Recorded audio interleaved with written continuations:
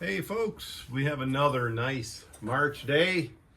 More of the same. Ziggy and his little brother, big brother, Zodiac. Gonna do some plowing. The theme of today's video is going to be learning from your own mistakes. That's one of the, I'm gonna look at it as positive. It's one of the beauties of being on video. I see what I don't like with these horses, what I don't like with adjustment in the plowing or the logging or my log cart or pulling at a contest or my training, whatever the case may be. A lot of times in these videos, you'll see me send Nick around to the front of the horses so I can get a look at everything. And sometimes I'll even say it in the video. That's for us as much as it is for you. I want to look back later and I want to see how comfortable that horse was in the bit. See where he's holding his head. See how that collar fits the particular horse. Easy place to start. Video's coming out today and I know I'll catch some shit about this. Was the way this horse takes a collar. As I've said in the videos, I kind of turned a small problem into a medium-sized problem. And then I got my brains about me and I started to reverse that before it became a big problem. Now, if you look back, you notice, and I'll probably patch something in right now. Whoa. Whoa. Whoa.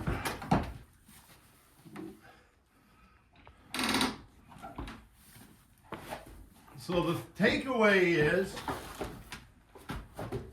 that ain't that fit. Now when you do that, be boulders with a knot on top up by the pole. Now you saw this horse clipped. He sniffed it, he looked real, now he's putting his own head through here. See that? See that? Good boy. He pushed his own head. If you look back, you'll notice when I go to put the collar on, he scoots back and he rams to the end of the rope and he doesn't act like he should. And then as time went on, and it's hard because I released these videos out of sequence. And the reason I did that, there was less editing on some of those plowing videos than there was the harnessing videos, patching stuff together and cutting stuff out for the sake of time and censoring my own bad language, stuff like that. But anyway, you'll notice with time, I came up with a better solution. And I really notice that when I look back and I'm editing these videos and see them. So here's my solution to him, and I don't want to show you what he did. I'll show you in the video, but I don't want to cause him to do that. Here's my solution to him ramming backwards when I go to put this collar on. And that is, the other solution is get a collar with buckles on the sides and shove it up the sides of his neck. Sure, that would work. Okay, I'll put one on him just to show you that. That would work, but that's never going to get him over that habit, and that's not the collar I like to run. I like my collars clasped on top so they don't spread. Oh, let's say we put old Roy's collar on him. Now this collar doesn't fit him. This is just for demonstration purposes. So what I'm talking about, I go to put the collar on over his head. He rams to the end of the rope. He doesn't love it. Here's a solution. Use a collar with a clasp on top and put it on like this. He doesn't even like that. Put it on like this.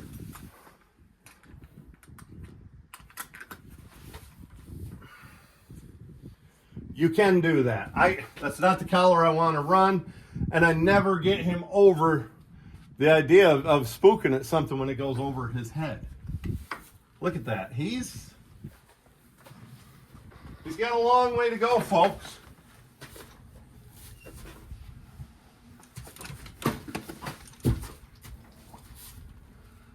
I'm just going to do it little by little. And I'll tell you what, I told you the solution where we put a manger outside of his door, and everything he wants, if he wants to feed, he has to put his head through the collar to eat. If he doesn't get much better than this, we're going to resort to that. First, I'm just going to try this day after day. Several times a day. Just a slow desensitization process. You'll find a lot of horses, young horses, and it's the only bad habit this guy has. You'll find a lot of young horses create problems like that. You know, whether it's that or not leading well or crowding, not taking a bridle, being scared when you put the harness on, whatever it is. So he's a little better all the time. I got to admit, it's getting better. Getting better all the time. Now you folks have seen every bit of this horse's training. Pretty well every time this horse has been harnessed, he's been on this YouTube channel. And you can see right in front of you, he's never had a traumatic experience with a collar or anything similar. He just took this habit. So, maybe I will use this. I'm not going to use this collar on him, but I will use it as a learning opportunity. The key, when you open a collar up, don't spread it any more than you have to. This is made with straw right at the throat and around this rim of the collar. And you can break that straw binding and ruin these collars.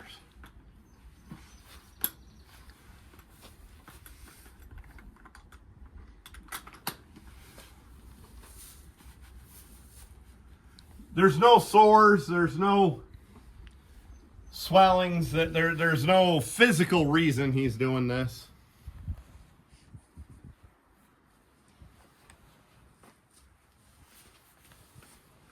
There we go. All right. So he's a little better than he was. Let me put this dude back.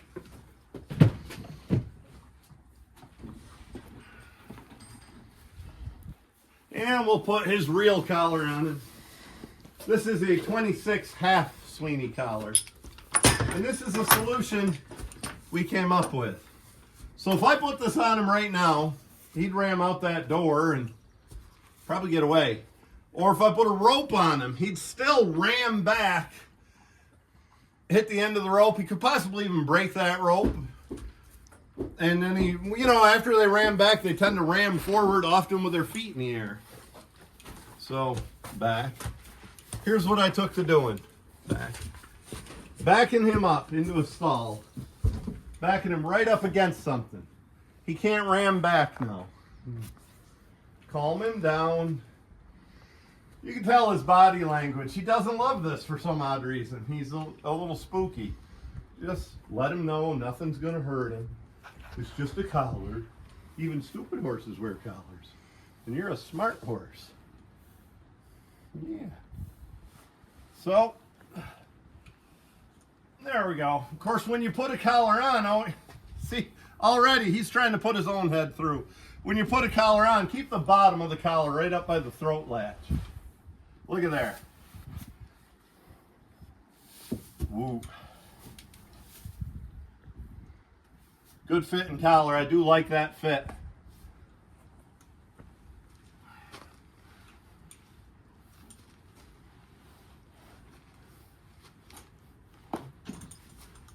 Another thing that happens sometimes,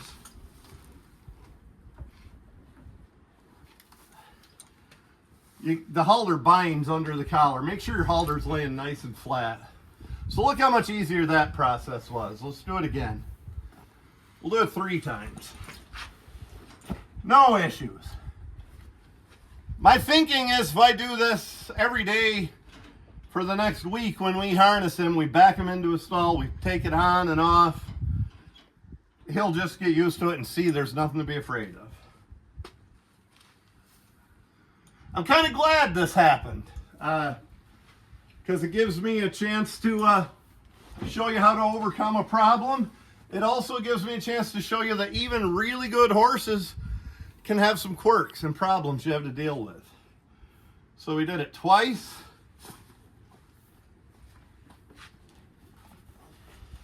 Three times.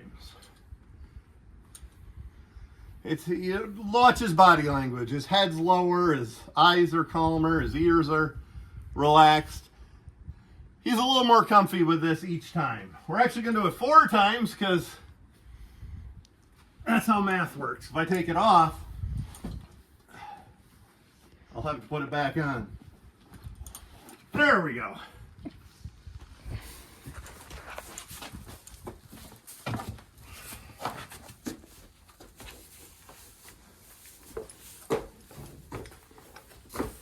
Yeah, that's as much for me as it is him doing it a little bit each day, as opposed to a lot all at once. Hell, I get sick of it too. Probably he does. I guess it wouldn't hurt anything if I did it 10 times in a row until he was desensitized. But he's going to get hooked 10 days in a row, mostly. 10 times over the next couple weeks anyway. Why not do that every time and just let him get used to it, you know?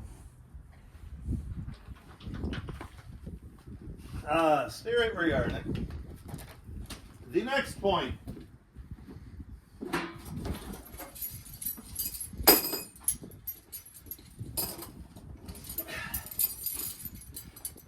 We're gonna go back to the old standard for bits. If you remember on the video I released earlier in the week, my second day plowing, improving, I think I called it. I tried a different bit on these horses. Now I have a lot of bits. Here's a bunch of snaffles. The irony of me having all these bits is I don't use many of them. I pretty well use an egg butt snaffle for almost every application. That's just me. But I was doing some studying and some remembering, and I remembered that my dad... How you living, Nick? Fine. I remembered that my dad's horses always held their head really straight. And he always ran a straight bit, a bar bit. And then I was learning from Daniel Dawson's bit course that a straight bit will cause a horse to hold its head straight as opposed to turning it to one side. I thought I'd experiment, go back and experiment with these, and I did. The horses did hold their heads straight. They didn't haul sideways, they didn't crowd. But again, the theme of today's video is learning from yourself. And when I went back and watched that video, they were not comfortable in the bits. You notice they were chewing and just never really looked comfortable in those bits. Either horse, the coming 3-year-old or the coming 4-year-old. So I am back to the snaffle, the egg butt snaffle. I'm actually going to make one more little change. This is just an old-fashioned, cheapest bit you can get, just a snaffle bit. It's not an egg butt with the rings. It's a little smaller right here by the cheek piece. Notice how that's just a touch smaller in diameter. That will allow the horse, just like he is naturally, to have a little better lip seal and close his lips and be a little more comfortable and to be able to swallow and walk with a little more comfort with this smaller diameter shaft as opposed to the little bit bigger diameter shaft. So,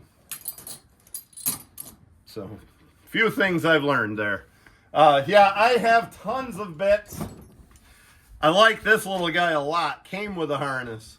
It's too narrow for anything but a little colt. French link, they call that. I get it. French class. Did you ever watch Home Alone? Yeah. You know, I have a twisted wire bit. I will occasionally put this on Elvis if he is, occasionally Elvis doesn't turn his head enough. He's just a little tough on going straight ahead. And occasionally Elvis has a lot more experience than the horse he's hooked with, and he'll ram a little bit, especially at a pull, and he'll slam a young horse. So occasionally I'll put him in this. If I go to a dozen contests a year, maybe twice during the summer, I'll put him in this. Working, he almost never wears this. The rest of these are just bits I've accumulated. I haven't used one of those since the 90s. Just a double jointed snaffle. Oh. Straight bit that's twisted. That doesn't look like much. That son of a gun is harsh. I mean, you can hold an outlaw horse with one hand with that. It doesn't look like much, but that's a lot more bit than most of us will ever need to put on a horse. So those are the basic ones I run. But if you look around on my bridles that are hanging, and two of them are at the shop, one to get a harness shop, one to get a check put on it, and the other one to use for a pattern. They all have just a snaffle bit. That's what I generally use. I will,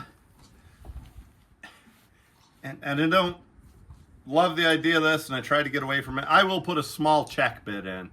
That way, if the horse tends to hang on the check, and you can look back in the videos, and this guy was doing that.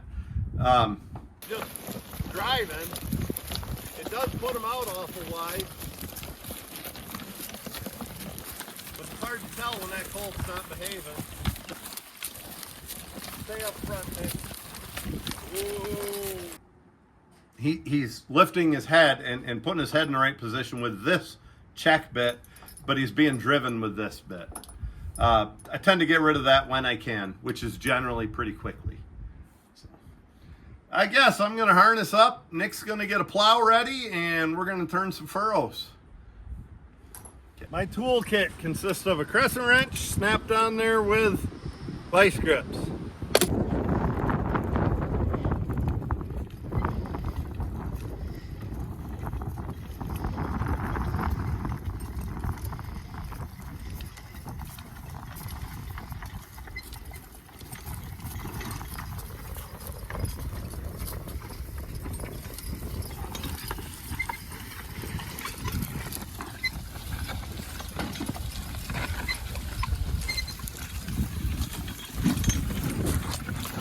Ooh. If you like adjustments, the horse business, draft horse business is for you. My dad loved plowing and he loved combine. And he always said that's because he loved adjustments.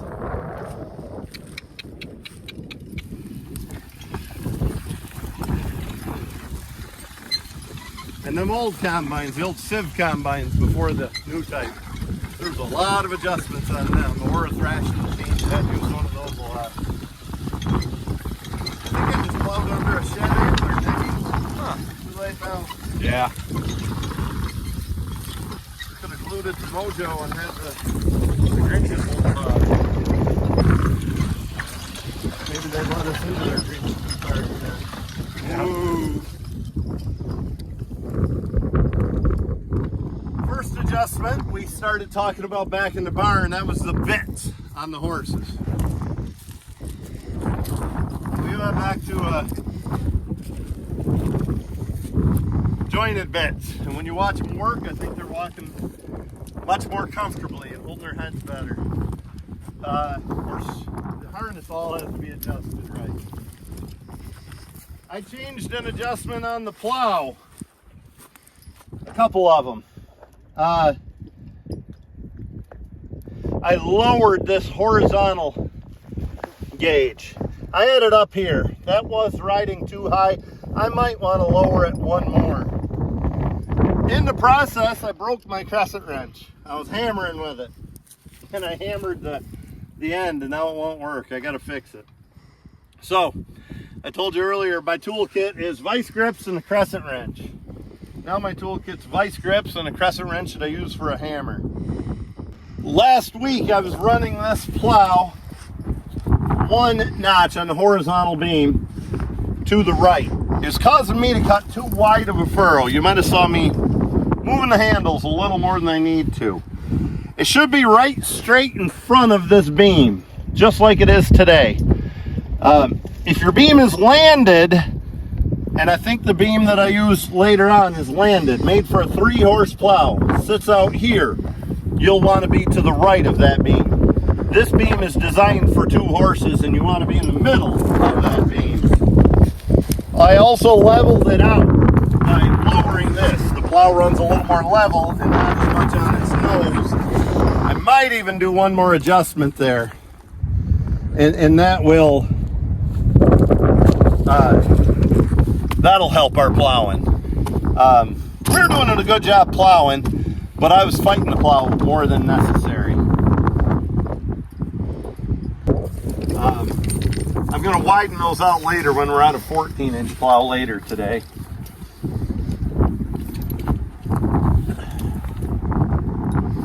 Well, I'm going to plow. Nick, walk around them when I'm here and there. No hurry. And we'll just see how they're holding their heads and how comfortable they look in this rigging. I think there's a reason I got away from straight bits to snaffle. And I'm remembering why now. You know, there's some quirks because they're young, but they're a pretty good pair of colts and they're walking at a pretty nice pace. Look how loose I have these lines and they're still walking where they should. And yet they're not deadheads and pokey, you know, they're walking nice.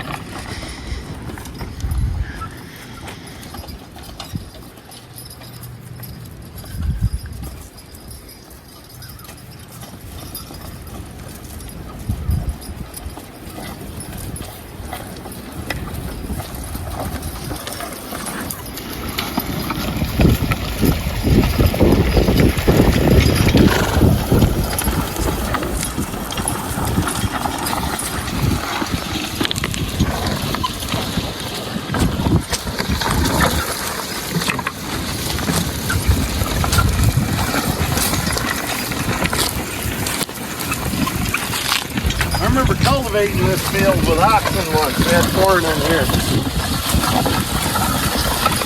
And they were barefoot, but they got just a little tender when we were finishing up right in this area where it's so rocky. They did a nice job. We went over it twice with the oxen that year. A one-row riding cultivator. My dad rode and I drove the team. I'm not worried about these guys getting sore-footed. They're going to get shoes on in a couple days anyway, but they'll be fine barefoot for now. Don't tell anybody about that. That skip right there.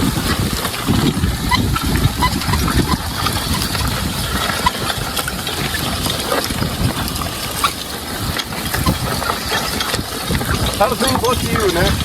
They're looking pretty fine. What would you change? Not sure. Get a big tractor on there? Yeah.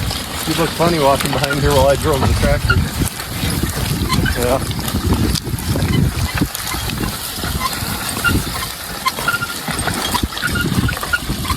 Day 3 of plowing, and by day 3, we haven't been able to spend more than a couple hours a day out here due to life.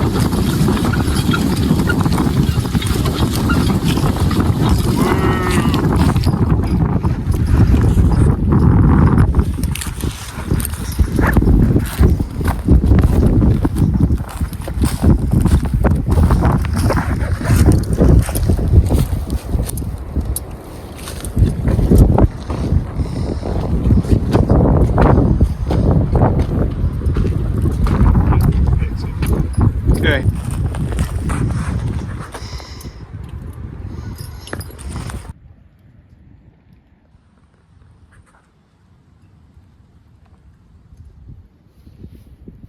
I'm trying to figure out the right width eveners for the plow. And I can't remember exactly. Something seems off. I'm referring to Lynn Miller's book, Horse-Drawn Plows and Plowing. The team needs a good break. We're right here nearby. The plow's set in the ground. So we're doing a little studying at that point. So I do know some of this. A wide evener causes horses to walk farther apart. Further apart. That should be farther, Lynn. Further's a measure of time, and farther's a measure of distance. A wide evener causes the horses to walk farther apart than they should, and the horizontal hitch on the plow will have to be moved to the left to prevent cutting too wide of a furrow. Yeah, I can dig that. The use of too long of an evener, such as a 42-inch evener like you'd use on a wagon, results in increased draft for the team and constant work for the plowman. And that's right, you're fighting your handles all the time. It says for a 12-inch plow, it should be 33 inches. For a 14-inch, it should be 38. But what I'm unclear on is how we derive at that.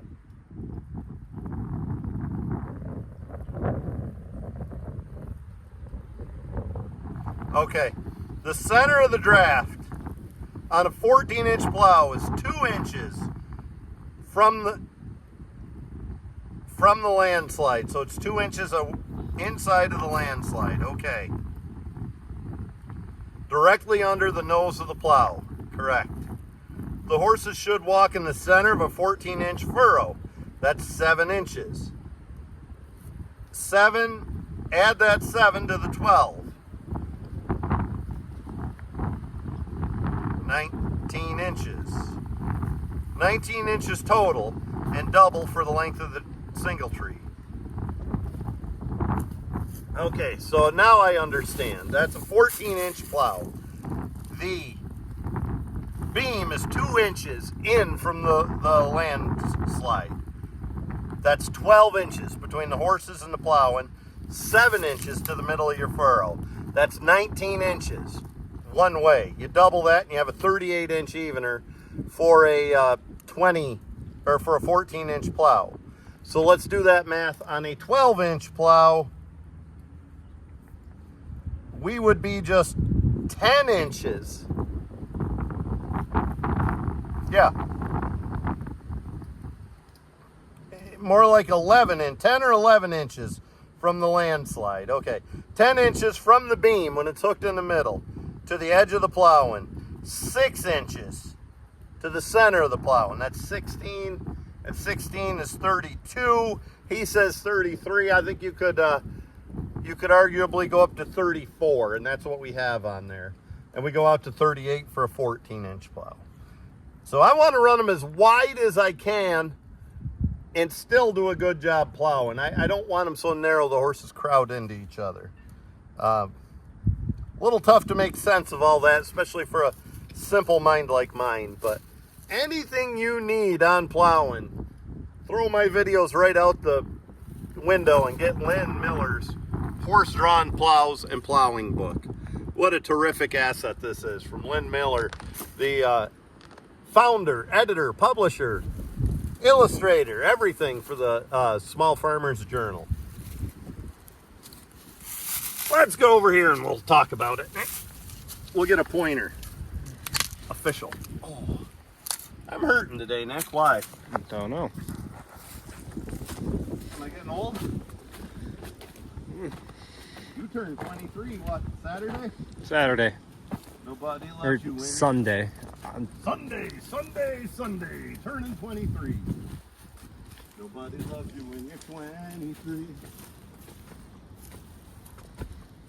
His manure looks good, and you might think I'm joking, but I'm not. I look for worms, I look for consistency. I don't want to see if he's constipated or has diarrhea.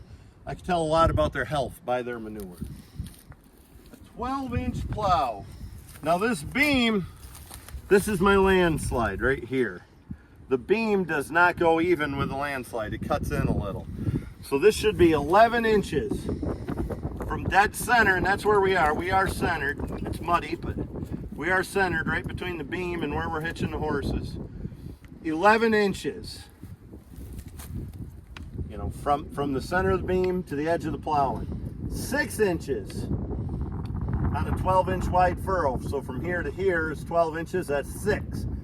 6 and 11 is 17, if you know what I mean. And so we got 17 inches total from the center of the eveners, or the center of this beam, to his hitch right there. That's 17 inches. And you double that and you have 34 inches, and that's where we have these guys set. Put a little organic material in here. That took a minute for me to think of. It's quite a lot easier just to rely on Lynn's book and put your trust in Lynn. He knows what he's writing.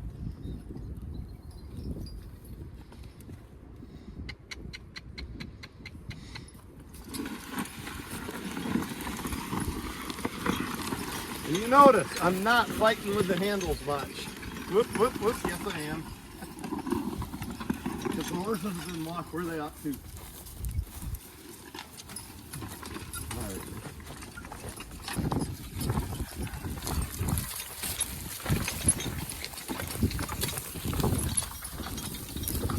Whoa. Come in for a little minute. Big Nick Ainsworth. Have you ever plowed before? With a walking plow? A long time ago. It didn't go well, did it? Not really. Did you want to punch me in the face? You could say it. So Nick's going to give her a try. First time plowing, essentially. First time in probably 10 years.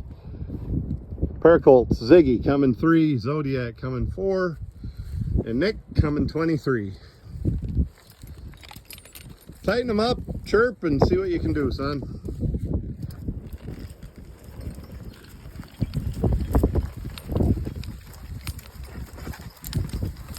There you go.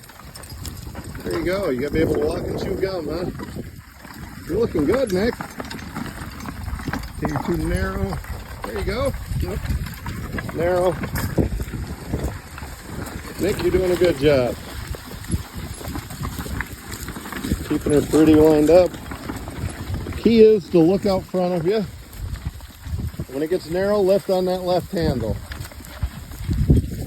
There you go. Good job. Lift on the left. There you go.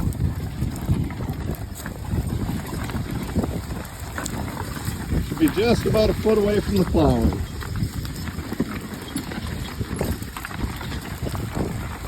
Grandpa would be proud. Hell, your dad's proud. Woo! What lies ahead, Nick? Here, take some. Yeah. The rock pile. Rocky ground and end of the field. I'm not worried about the end of the field with you, but the rocky ground is an issue.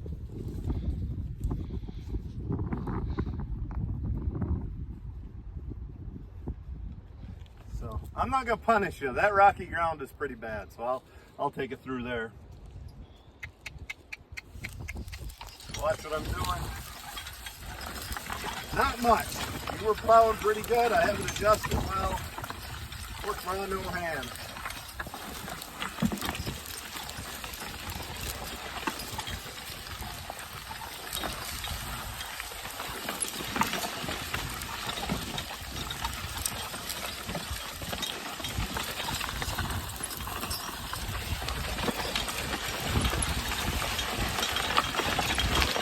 Here's the hard part.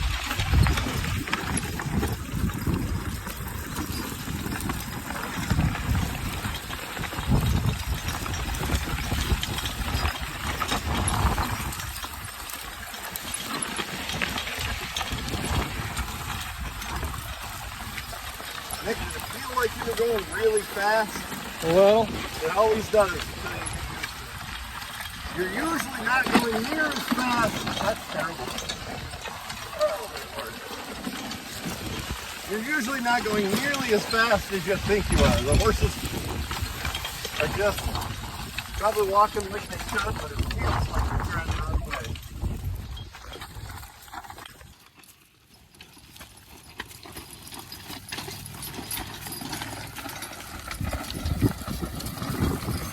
Here I'm going to cut a narrow furrow. My plowing's not even. Once I get up here, I'm going to cut a good full width furrow. Straighten that out a little. Oh, shit, oh.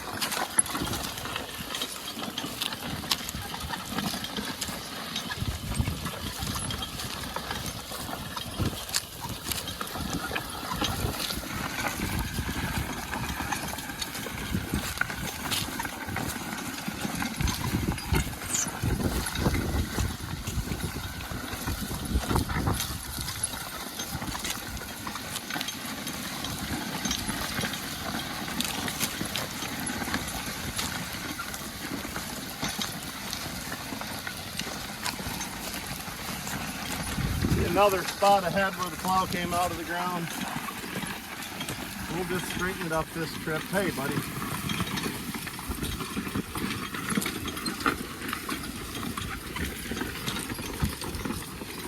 If you're ever out with a girl and she calls you buddy, Nick, no. you're in the friend zone. Oh. She's like, yeah, we'll go to the movies after dinner, buddy. You're in the friend zone. Probably never happens to a guy like you, does it? No.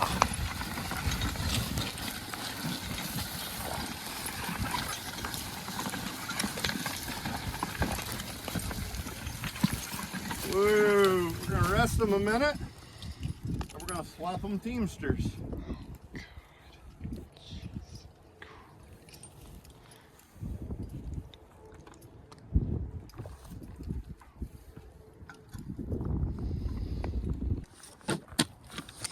You could put wide eveners on here and plow, and probably do an okay job plowing. It's going to pull excessively hard for the horses, and you on the handle are going to be doing an excessive amount of work. First it was my right wrist, now it's my left wrist hurting. Suppose I should go see the doctor. Doctor! But you know I won't. Well, let's thank these boys. They're doing a good job. I'm gonna loosen Zig just one notch on his overcheck. Give him a little more freedom now that he's behaving good. I hope that was the right move.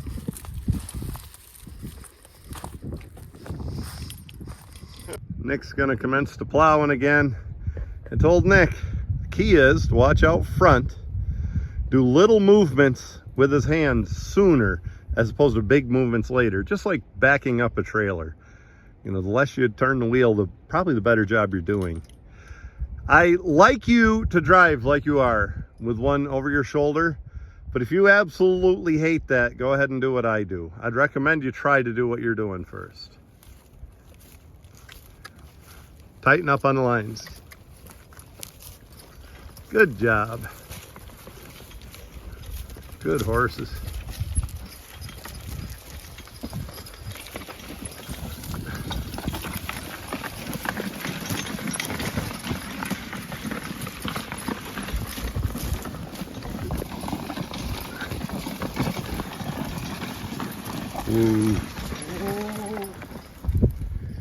Yeah, you're not quite getting her turned over. You're not quite wide enough. Put those lines over your hips.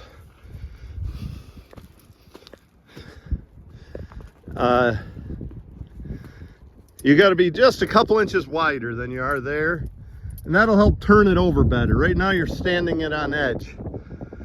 It just takes a matter of feel, Nick. You're doing fine. You ought to see me. Maybe you did see me the first time I tried walking plowing. That was ugly, wasn't it? Okay, take your hips and tighten up the lines and chirp.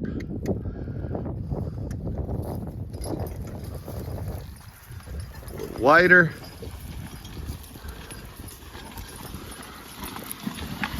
Wider. Whoa. You got her. Just keep on trucking.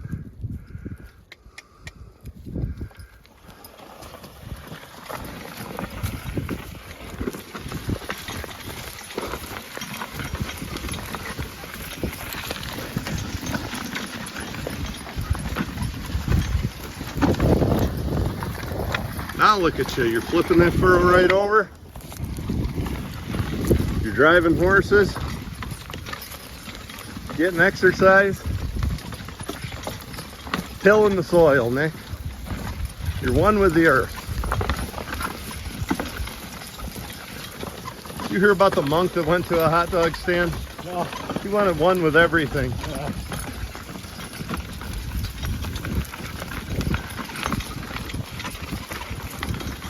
Like I said, it probably feels like you're running. As you get used to it, everything will slow down for you.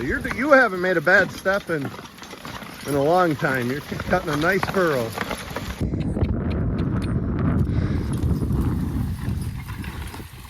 You can let go of those handles now and again. If you need to steer a horse, you can let go. And you can do this with one hand. It doesn't take a lot of strength if it's anywhere near right.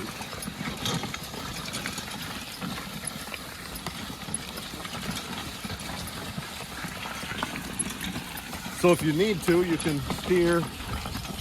I guess I use one hand to start the horses and didn't even realize.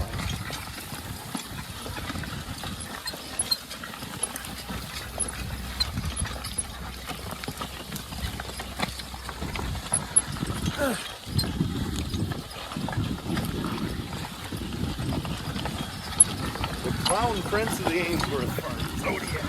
Oh my lord. You know what your grandpa used to say? What's that? How the hell are you going to drive horses if you can't swear? I'm sure there's a lot of argument about that. He knew better.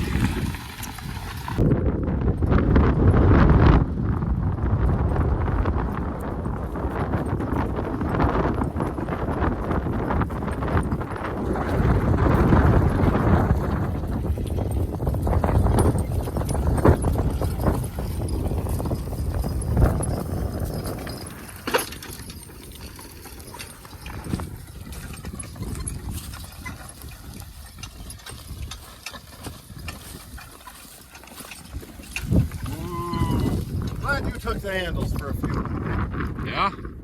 Really. It reminded me, watching you, reminded me what you have to do as a plow person, as a plowman, in the way to make things easier on yourself. And the biggest is watching out in front and doing a little at a time. Don't overcompensate. If you're cutting a 14-inch furrow, don't pull the plow way up here. Next thing you know, you're cutting a 3-inch furrow. And if you're cutting a 6-inch furrow instead of 12, don't overdo it. Just little adjustments at a time. And the key to that is watching out ahead. Now what you can't anticipate is rocks everywhere like that.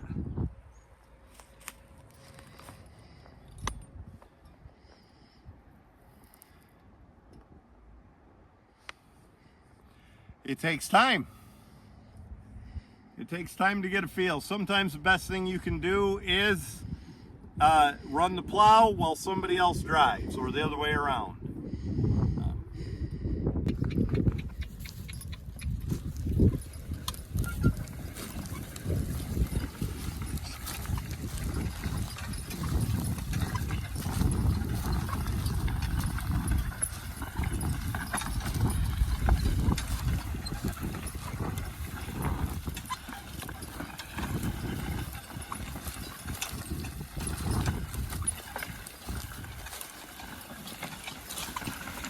Look, I can see out ahead where you were narrow. So I'm watching ahead. I'm going to cut a little extra wide. And then where you got back in the ground, I'm going to cut a little narrow for a little bit, just to gently straighten that out. It happens. I do it too every time we hit a rock. But that's how you straighten it out. You don't do it all at once. Give yourself 2 or 3 furrows to straighten it out.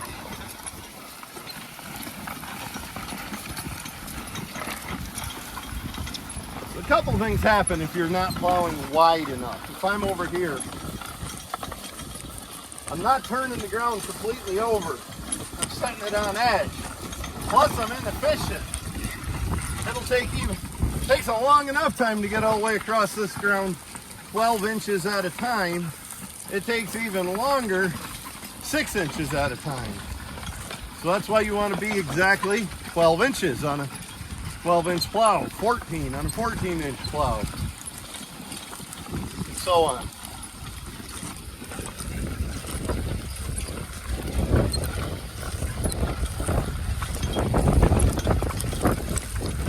You do that with your handle, you also do that with your horizontal hitch up there. The width of your eveners, the way your horses walk, too. They're walking pretty straight ahead, they're not crowded. That pulls the plow right along nice. Look at the hands. As we get up here in the rocks.